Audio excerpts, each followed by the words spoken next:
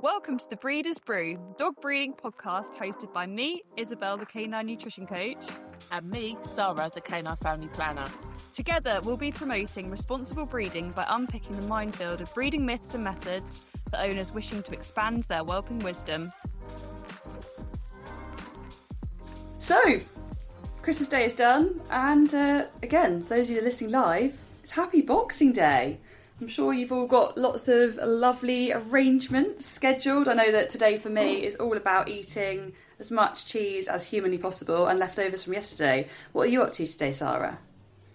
I'm sure I'll just be relaxing with the puppies.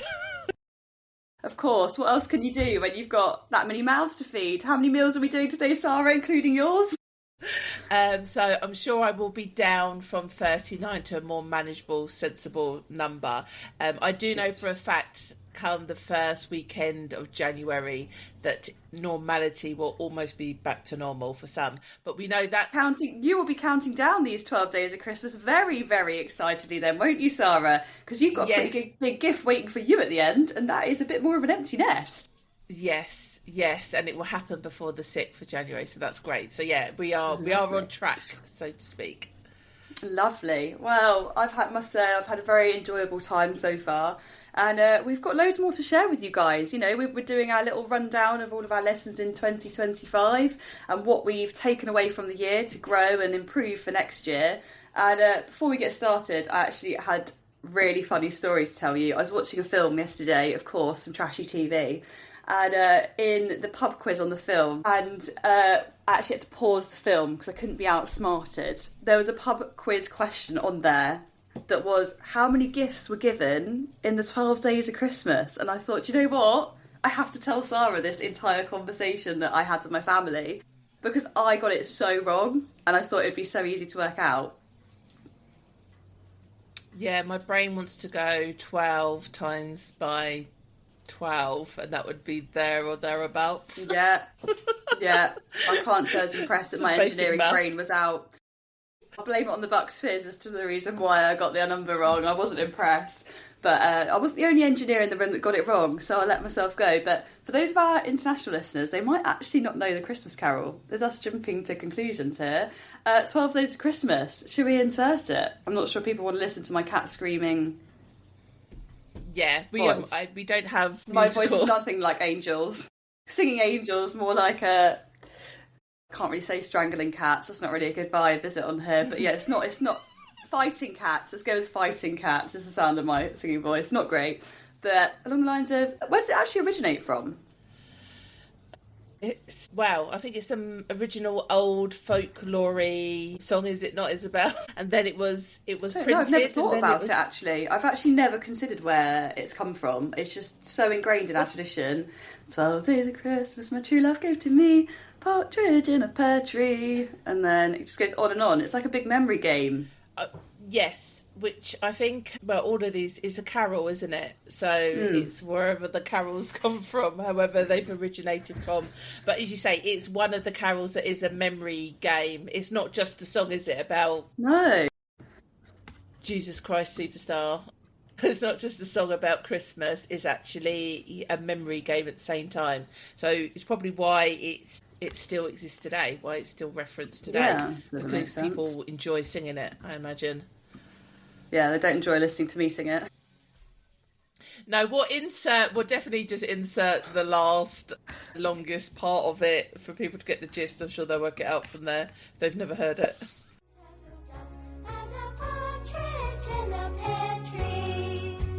On the 12th day of Christmas, my true love said to me, 12 trumpets drumming, 11 harpists barking, 10 more to leaping, 9 ladies dancing, 8 maids a milking, 7 swans a swimming, 6 geese a laying, 5 golden rings, 4 calling birds, 3 French hens, 2 turtle doves, and a partridge in a pear tree.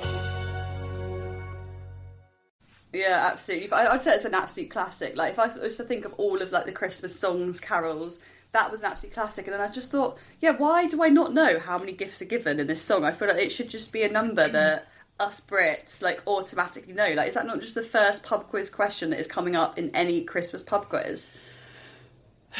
Probably. My answer would be 144 because I've done 12 times by 12. Yeah, well, I was Which out seems a by lot. the digits. Yeah. I mean, that's it to me. 144 gifts seems pretty expensive.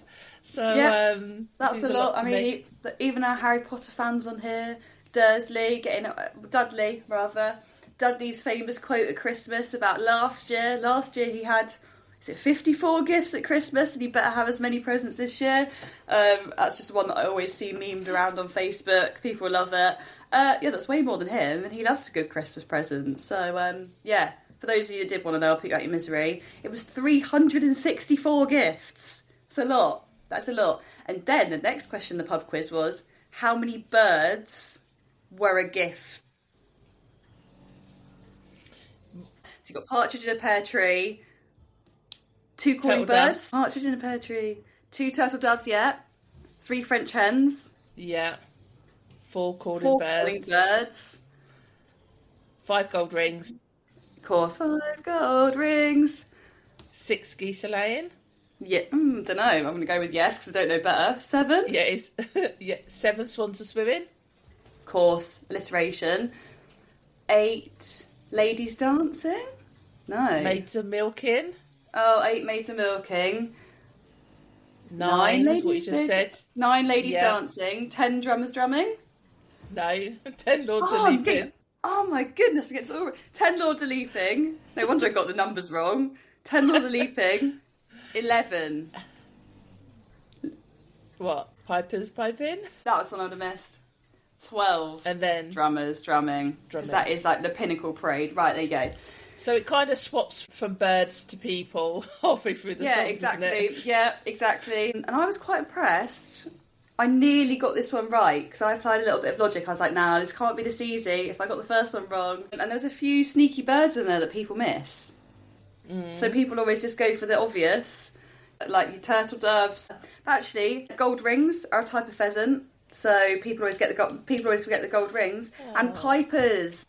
You've got a whole like genealogy of birds, like pipers. You've got sandpipers and all different types of I pipers. feel like this is a bit of a trick question. Yeah, exactly. But I did actually get that one, so I didn't get the number right, but I got the logic behind it, so I gave myself a pat on the back with that one. So that, again, the answer of that one, for anyone listening, put you out your misery, because I hate not knowing an answer, was 246. Just a lot of birds. Well, there you go. There's a bit of fun for you on your Boxing Day. Yeah, I'd argue. I'd take that to the umpire, whoever's making the rules up, and be like, That's not a don't fair agree pub with quiz. yeah, exactly. Love that. But, more to the point, like, it blows my mind how ingrained that is in our society, yet, like, no one has a clue where it comes from. But it must be so old. From my Google searching, the song's been around forever. I think when did it first go to print? There's about 1780, 1700s that the first version of that carol was printed, and then an English composer, which is it's all English based. Randomly, I guess we take no claim to it, but we claim it. Yeah. But and then it has obviously travelled internationally, because I'm sure Americans are aware of it, Canadians, and other countries have their kind of versions of it as well. But it was actually Frederick William Austin in 1872. Well, he was born in 1872, and he composed the song, the carol as we know it today, in 1909. And on a quick Google look, he was full Bridgerton attire by the looks of it. So. Yeah, back in the day, though, just to think he probably had some northern accent, so it won't have been Well, would quite he though? King's If he English. was like, but I was gonna say, would he be in King's English though? I must say I haven't watched Bridgerton. I don't know how factually correct it is. But if he was in full Bridgerton it's not. attire, oh, okay. Well, there we go then. If he was in full like, Jane Bridgerton Austen, attire, Jane would Austen he not would be? better. Would he not be speaking Queen's English? Is it? Were I don't know, but would he there? still have an accent? Well, that's what I'm wondering, because obviously in the UK we do have regional accents. I mean, for our international listeners, both myself and Sarah are based in southern England, very near to London, obviously, and that is the base of our royal family. So some would argue we have a dialect relatively similar to... By no means do I speak Queen's English. That would just be an absolute lovely blessing. I don't speak Queen's English, but I would say that I have an accent. Well, no accent, arguably. I would say we're accentless. Yes, we're yeah. I would say I'm more Cockney. I'm more Mary Poppins and the Chimney Sweeps. I'm more that accent than the Queen. That's for Oliver sure. Twist. Yeah, Oliver Twist and Fagin, and I'm out there nicking purses and looking for pies. So yeah, I'm definitely the commoner, that's for sure. Yeah, it would have been. I don't know. I reckon even if they were speaking the Queen's English and it would have been well spoken, I reckon they would have known he's a Northerner. I think they would have just known by a certain pronunciation of words as we do now. But you talk about London and the Queen's accent. Guess what else is based in London and that would have been around the same time that Frederick was born? Was its offices were starting to be founded in London.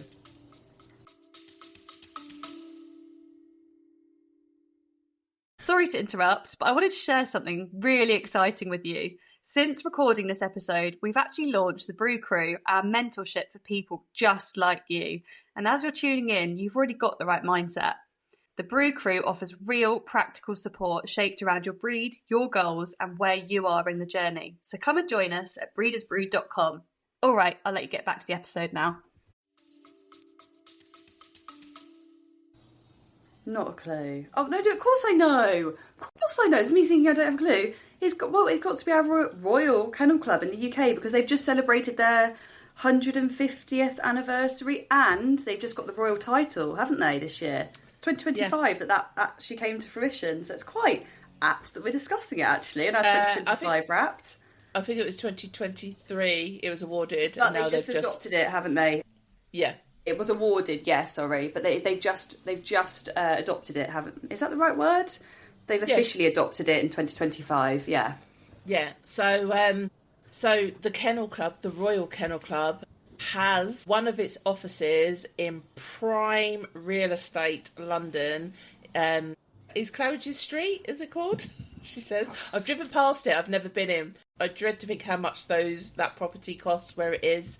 Right, it's Mayfair. So that is like as exclusive as London gets, Mayfair. Like if you've got a Mayfair postcode, then... Old Gentleman's Club, which is basically what it was and has come... Well, not has come to be. That'd be questionable. What it originally was founded on, Yes. I know, just because I'm in Bulldogs, that basically the first breed club in the world, which is the Bulldog Club Incorporated, was founded 2 years after the Kennel Club. Though I do believe the breed standard for the Bulldog existed before the Kennel Club was founded. That was the dates that I could remember. And so before the Kennel Club then, would there have been dog fancier shows that they just weren't hosted by the Kennel Club, do we know? Or is it just the fact that actually dog fancying shows came about because of the Kennel Club? I think there were fanciers that got together in an unstructured way, and then the Royal Kennel Club formalised the structure and then made it competitive. Right. Okay, that makes sense. So I think they were fanciers because otherwise the Bulldog Club Incorporated wouldn't have signed up so quickly. There must have already been a passion for the breed and people naturally congregating together, and obviously the breed standard already existed, so I'm assuming they were the first breed to submit their breed standard, which is now questionable, to the Kennel Club to say this is what a bulldog should look like. So there's a real close alignment with the Bulldog Club Incorporated, which just happens to be my breed, and the Kennel Club's founding. And as I say, the Bulldog breed standard existed before the Kennel Club and then was adopted, as you say, and the rest is kind of history. But it's crazy that all that activity was happening all at the same time. How crazy is that? Carols, composers, the Kennel Club, the Kennel Club. That's quite apt, actually. Yeah, and it brings us on to Christmas. Full circle. Here we are. So there you go. 12 Days of Christmas was founded at the same time as the Kennel Club. Who would have thought? Founded. No, the 12 Days of Christmas was born at within the same year as our Royal Kennel Club. There you go. That should be like their like anthem, shouldn't it? 12 Days of Christmas. Born the same year as them. No, I think they get bored of that quite quickly. Yeah, true. But something that wasn't founded that long ago, but hopefully is just as impactful as well, is what? It is the very exciting community and club that we have actually launched this year, 2025. And my goodness, what a year it's been. And I can't quite believe that it has nearly been a whole year since we launched the Brew Crew Support Club, which was our private personal support club for our Breeders Brew podcast listeners to come and get additional tailored 3B lens focused advice from us in a bit more detail and to enjoy some good chats, of course. Yeah, and the consistency, isn't it? It's all about just, rather than doing lots and having peaks and troughs, sort of droughts and famines, and then like gluttonous boom and bust. of too much. Boom and bust, that's it. I think very much the community is about just consistently showing up and doing a little bit, and that consistency in itself will push you and your dogs and your goals forward, and you'll naturally absorb information that you will know. You naturally absorb information at some point you will reference, but it's not a frantic, I need to understand this. You just naturally, like by osmosis, just taking it on board. So we had the idea, we got it out there super quick, didn't we? And the community is growing. It's grown during 25, and we hope for it to continue to grow for 26 because we've already talked about pup life and the structure that feeds into everything that we do inside of the Brew Crew Support Club. Yeah, and the bigger plans that we've got going forward as well, isn't it? So it's all very much linked in. But the whole reason that we put together the community is that it offers anybody that wants to be a member privacy. So we're very aware there's a lot of whelping groups, Facebook forums, but it's all very public, and not everybody wants the dirty washing or even clean washing out there for everybody to see, to judge. And even when people go to job interviews now, employers are looking at old historical data, and we know that people have lost jobs over what they wrote on Twitter however many years ago and that kind of thing. So, digital it's nice footprint. Digital footprint. It's taught in school. It's actually taught in schools now. Right.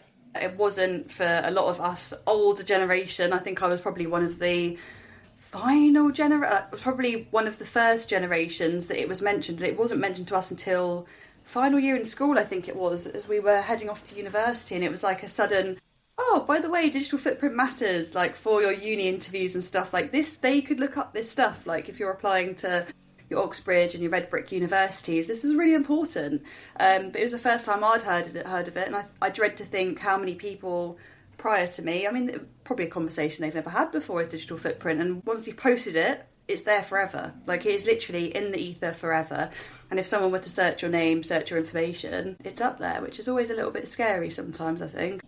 In this age where social media is so readily available and we consume it so much, I mean, we're all so addicted and it's a fundamental part of our lives. I think a lot of people forget every single action you make on social media is your identity. It's just your digital identity as opposed to your physical identity. And again, something that is quite well discussed is how it can be sensible to be quite clever with online posting if you've got a litter of puppies. I mean, it was only this year that there was the devastating killing of the Doberman breeder in the US, where they knew that he had his litter of pups, and unfortunately he was murdered because it was known that he had a litter of puppies. And by no means am I saying don't post your beautiful babies online for your friends and family to enjoy. I'm not saying that at all. And very recently there was the beautiful Cavalier King Charles Spaniel, wasn't there, that was taken in a dog robbery with her 5-week-old puppies.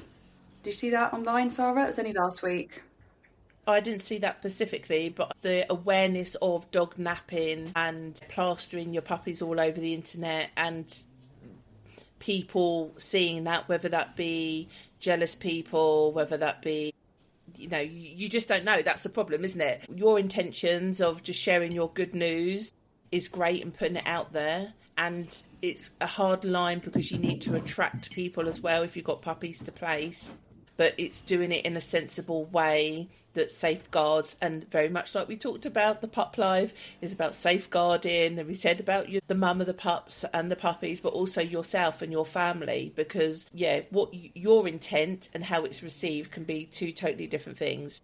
And also, like, from a reputation point of view, if you've got a kennel name, you want to build some credentials, and you've got a long-term goal, you need to think how this is coming across. I mean, even only the other day, Isabel, we went down a little bit of a wormhole with somebody that you discovered online and some of the stuff that they were saying, and you can quite easily get drawn into what they're doing, how they're doing it, and it looked a bit suspect to us. It's not someone I would buy a puppy from at all. Everyone raises their dogs in a different way, and we all have different living arrangements, totally. But I mean, there's just certain things that, well, I personally wouldn't be doing behind closed doors. And we always say, act. You know, it's something we totally advocate for, is you should act in your dog's best interest, whether someone's looking or whether they're not looking. It shouldn't matter who's behind you, whether it's public, behind closed doors. You should always act in an ethical way.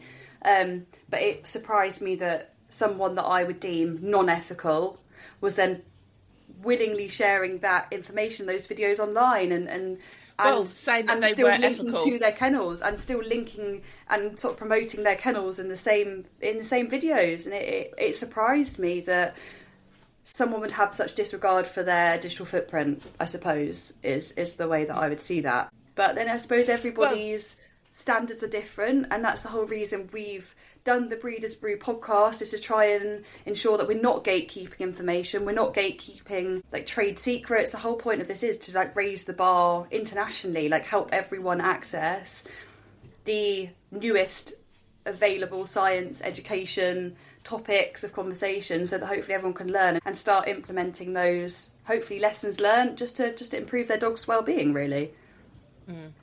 Yeah, so it's just worth bearing in mind what you're putting out in public forums, how it could be interpreted, even, I guess, possibly from a puppy owner seeing what you've posted somewhere about how you've read the literal, you know, you might have had simple whelping challenges, but then they've taken that to be a set of weaning challenges, and then they've taken that to be a way, and puppies had the 6-week squits or something, and now they're thinking they're getting a substandard puppy because no one else has posted about, you know, it could be taken all out of context as well, and it's not even anything that's facetious or, you know, weird or conflicting. So, but it's just worth bearing in mind. So that is one of the reasons that we put the Brew Crew support club together, is that it gives you a little bit of that privacy to have those conversations behind closed doors, so that your outer perception is untainted to a degree, because you just don't know how someone else is.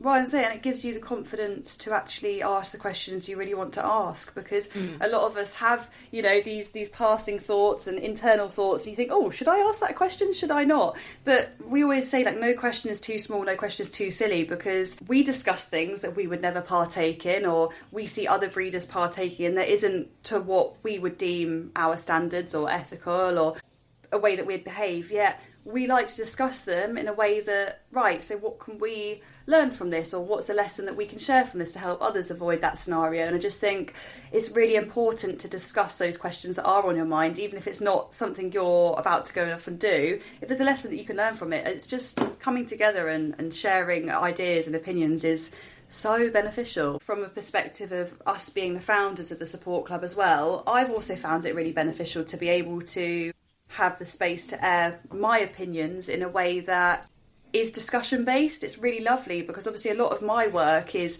giving people my professional recommendations and my professional judgment, and here's a plan of what you should follow to help your dog and your puppies. But I think that having the support club is lovely, because actually I get to sit down and just be your friend. Like, it's really nice to wear the other hat and say, yeah, professionally you could do this, this and this, but actually, have you thought about doing this, this and this? Because from a personal perspective, maybe that's what I'd give a go. And I just think it's lovely to have that airtime, to really just connect with other people that are doing their best, and that we've all got this shared commitment of enthusiasm for our dogs. It's just lovely. Like, I found a whole group of people that I would truly deem as friends now.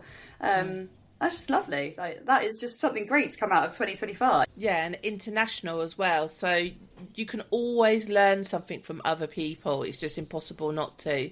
So just seeing other people's challenges as well helps you prevent those or be a bit more proactive. And yeah, just learning about different, as I say, it's just this osmosis learning, just being in the room with the right people, I think just naturally feels good for everybody. What's the saying? What's the saying, Sarah? You're your average of your 5 closest connections. And obviously, as we always say, like, being a dog owner can be beautiful at times, and sometimes you meet the most amazing people that be on walks in your show community and things like that. But obviously most dog owners just have a dog because they're a member of the family. They're not necessarily partaking in a sport or an activity. So most owners don't have that community, that outlet of people that they can connect with and share ideas with. And if you don't have that, that makes your 5 connections really quite small. You might only have, you know, your mum and your sister have dogs, and that's it. And that's your 3. That's, you know, you are your group of 3, and that's all you've got to go off. Or on the other hand, if you've got no one and you're turning to Facebook, then your 5 closest connections are the people that just reply to your questions the most often in the Facebook groups, and actually, you know nothing about them. Like, if they're not sharing their puppy practices openly online, for all you know, they could have their puppies in sheds out in the garden with no heat sources and be churning out pups at the rate of knots, yet standing and giving you feedback on what you should be doing. And it's quite scary, really, actually. Like, you should know the level to which your trusted advisors are doing things behind closed doors as well. So it's really important to have that network, that support network around you of people you really trust, that you know when you're absorbing that information, it's actually coming from a reputable source. I think, well, we see it all the time about one litter Lucy's, as we call them, that they've had one litter and then they suddenly given all this advice to everybody else as if they've just bred for the last 10 years. It's a little bit scary and a little bit crazy, because one litter is, and again, depends on the breed, depends on it depends on what curveballs they may or may have not got chucked, but to be given what sounds very comprehensive advice when you rear just one litter is a little bit scary. But I mean, it makes sense, right?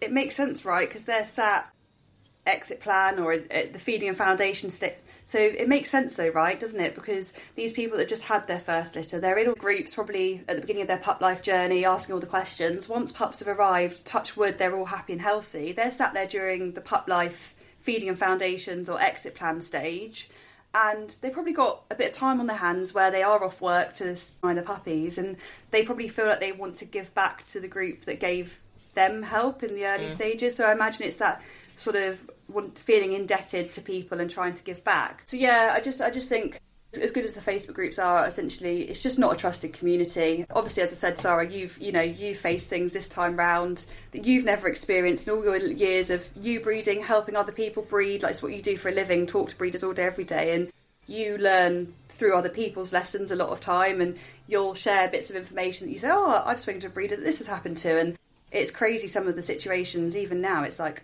do you know what? I've never faced this. I've never heard someone that's faced this. And it just goes to show that, like, no 2 litters ever are going to be the same. And people can get really, really, really lucky on their first litter where, you know, they have used their friend's stud dog. They haven't done any ovulation testing. They did get a natural mating.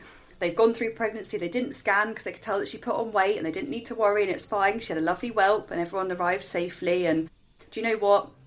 Because everyone arrived safely and mum was thriving on her food, they didn't make any dietary changes at all throughout the pregnancy, post-whelp, and then they didn't do any supplements because mum was fine. And do you know what? All the puppies suckled really well on mum. They didn't need hand feed. They weaned really easily straight onto good old Weetabix and goat's milk. Everyone was fine. They've put them onto kibble mush, sent them all off home. And it's lovely that sometimes first-time breeders have a good first introduction to breeding. Like, we need that because we need people to breed. But as we always say, like, every day is a school day, and it's just really important to be learning those lessons and sharing them. And that is the whole reason that we have the Brew Crew Support Club, is for us to share those lessons and help you avoid them in the first place. We see a lot of people falling into those pitfalls and those holes of drama, and we know how they could have avoided them in the first place. So the whole point of the Brew Crew Support Club is for us to teach you how to avoid the problems in the first place, so that you can have that perfect puppy journey and enjoy your time and enjoy the marathon through pup life. And it's not even always that it's perfect, it's that even if there is a problem, that you can solve it. Yeah, You're in not a way there that left. isn't... Yeah, you're not just left there floundering and the problem carries on deteriorating. You can see the issue, you get some advice, you fix it and you move on. Like that's, Yeah. it's, You see you the need red that flag. flexibility. Yeah, it's so true. Identifying those early warning points is the most important thing. It's like a car. You know, like you hear a slight rattling in your car and you go, right, I've heard that. I'm taking note of that. Let's get the car straight to the mechanic. I think I know what's wrong. The mechanic sorts it. Job done. It saves you the drama of actually you're on your way to your families on Christmas Day. You haven't dealt with the rattling because you've been too busy. You're on your drive over there and lo and behold you break down 10 miles away from the family Christmas dinner and you sat there waiting for RAC on Christmas Day in the freezing cold, dogs in the back of the car, kids in the back of the car, and it's all just a stressful, horrible situation to go through that actually if you just heard and noticed the rattling at the beginning, took the car to the garage, yeah, it might cost you a bit of money, a bit of time, but actually everyone was okay. Disaster diverted, and that is literally the whole point of the Brew Crew Support Club, isn't it? It certainly is. So what are we gifting today, Isabel? Well, I think it would be quite fun to gift you guys some time into... I think it'd be lovely to gift you guys some time in the Brew Crew Support Club to come see what it's all about. If you haven't joined yet and there's been something holding you back, like, come take this opportunity. We've got a whole really exciting calendar of events lined up for 2026 inside the Brew Crew Support Club, haven't we, Sarah? From weekly Q&A calls to breeder, masterclass, spotlight sessions, activity sheets, a bank of content. Oh my goodness, the list is endless as to what is in there. And keeps growing. And it's keeping growing. And yeah, like you say, there's stuff already in there that's like on demand. So if you know where you are in your pup life journey, you can literally just go and filter and just read, watch, consume, whatever it might be in that relevant section that you're in. So the clarity of what's there, I think, is personally quite phenomenal.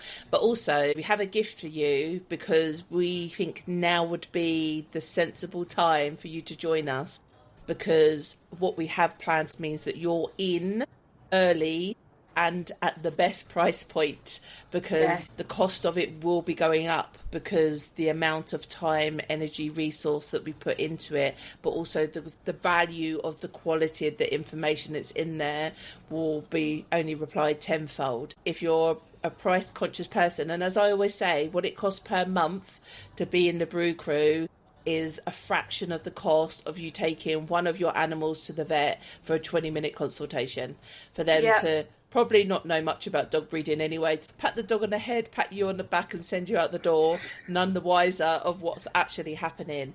So I get it, like, when you're spending money on something that you've never initially spent money on before, if you've never paid for mentoring, coaching and support. But as we've already said, the people that are in the top of their fields haven't got there by pure chance. They've got there because they've used the knowledge or built a team around them, whether that's paid for or not, of expertise that then develops their own knowledge and foundation. So like they say, like, you can't be a self-made millionaire. It's not possible. You have a team around you to make that happen. It's no different being good at anything that you do. I recently sent out an email about Lando Norris, F1 driver, world champion, British driver.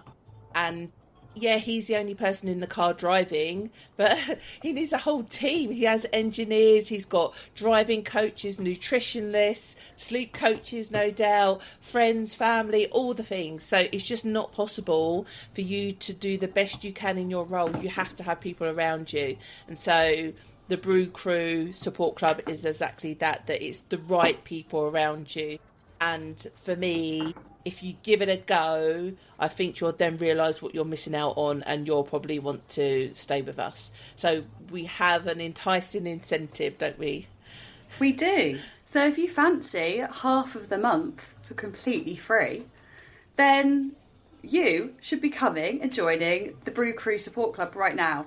Because up until the 12th day of Christmas, the Epiphany Day of the 6th of January, we have an invitation discount code just for you to use when you sign up to come and join the support club. So the code is Birds246. That's Birds 246. So, and you know why it's that, don't you? So we don't need to explain that. exactly. Hopefully you've learnt that one, and this is why logic is so important. Let's not gatekeep information and everything. So yeah, do come and join us. For those of you that don't know, you need to head to Whelping, and there'll be another surprise waiting for you there. I know previously we've been sending you all to breedersbrew.com, which was purely a podcast website, but actually there is a whole new website potentially waiting for you to explore that we might discuss in a later episode. But to join the support club, head to whelpingworld.com, click on support club and join us now. We're here, we're ready and waiting, and we look forward to speaking to you after the Christmas countdown and getting started with the new year. Like, to start the new year as you mean to go on. Commit to your dogs and your puppies wherever you are in the pup life journey. It really doesn't matter. We support everyone from the first P to the last E of pup life. We're here for you throughout the entire marathon, whether you join us right at the beginning, which we always recommend ideally if you're planning a litter. Do come and join us at the start. The amount of information you'll learn is just incredible. Set you up for a brilliant journey. But it doesn't matter if you're already at exit plan. You know, if you're bamboozled by contracts or puppy packs or vaccinations and vet checks and everything in between, we discuss everything and have very useful content and resource and everything inside the support club for you to watch on demand as well. So it's incredibly valuable wherever you are in the journey. And I'm sure some of my fantastic friends in the support club would love to share a point or two about how they found their time in the support club, and maybe they would like to add that in for us just so you guys can hear how great it is and how much you'd enjoy being here as well. I wish I'd done that before I allowed my last stud to be neutered. I could have kept him. I could have. Oh my gosh! That's why you are so valuable. This just what I just got right there is worth, whatever the monthly fee is for years. Like, I should have collected from him before they neutered him. Oh, thanks for that, Marty. And just to add, like, we want to learn more about you, your dogs, what your agenda is, what your plans are, where you're heading, how we can help you. That's exactly what we're here. We want to work with the right type of people, the right type of breeders. So, like, it works for us as well as it works for you. It's a two-way street, because we just like to be surrounded by people that are really invested in doing the best for their dogs and for the puppies that they produce, and also to find 5-star homes for them. So, yeah, we are waiting for you. We already have January, February all mapped out on what's available. So once you sign up, you can go and check out the crew calendar, see what's all scheduled in, pencil it into your diary. And yeah, we would love to talk to you very, very soon. So absolutely, come join us. The more we know about you guys, the more we can tailor our teachings, and we absolutely do so at every point in the journey, from podcast episodes to blogs to spotlight sessions to Q&A sessions. Everything we do, we tailor to those people that we know the best, and we know how you need our help. So by joining and telling us more about you, we can make sure that we're tailoring our content to you even more in the future to give you even more help, which is the whole purpose of this, is for us just to be helpful people, basically. Yeah, and just to add to that, the one of the final gifts that we have for you was purely members driven. They were having a bit of a crisis. They'd asked for our help, and we said, yep, we can put something together for you. So obviously we're not going to cover that now, but it wasn't in our calendar of things for us to be doing, but we said, no, do you know what? This is really valid. We know a lot of dog owners suffer this same issue. So let's put it on the agenda. Let's put something together to give people something to work with. So if they're ever in that same situation, that they'd be able to, navigate themselves out of the hole. 100%. Yeah, exactly. Yeah, they can help themselves, basically. And then we're still there to support them. So it's not just a case of we have, which is what I'm aware of. I know there's online courses out there on dog breeding, and to me that's a little bit tick boxy, because it doesn't take in, it's just that's how you breed dogs. It doesn't take into account the breed of dogs that you've got. It doesn't take into account where your goals are, what you want to achieve, what your setup is and your lifestyle. And it most certainly doesn't take into account the personal side of doing something that's niche and correct for you. So we're responsive, basically, is that we actually listen to our members and we build and put together information and solutions based on problems that you're having, not some generic, this is what ChatGTP told us dog breeders should know about. And there's no one, as far as I know, out there that's been as flexible and malleable as us in regards to that. We're not playing the AI game, obviously. Like, this is not what we're about. Everything we do is about authentic, real relationships. You know, you're not gonna jump on a call and listen to AI robots talking to you for an hour, or an AI generated course or pamphlet.